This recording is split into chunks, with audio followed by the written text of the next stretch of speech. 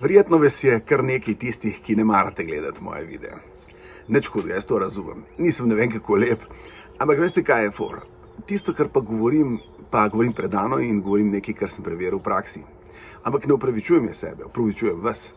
Zaradi tega, ker včasih sem tudi jaz mislil, da vse vem, dokler nisem začel opazovati in se učiti od drugih ljudi.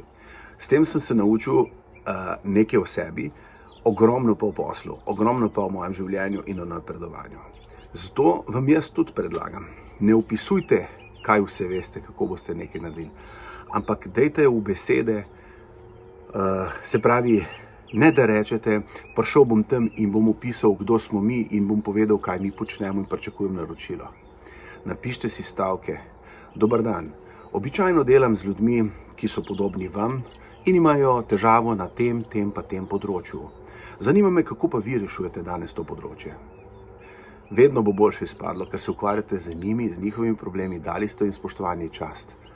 Ne pa misliti, da res vse veste, zaradi tega, ker jaz sem ga tam največ sral. Lažje vam bo, če boste nehali srati.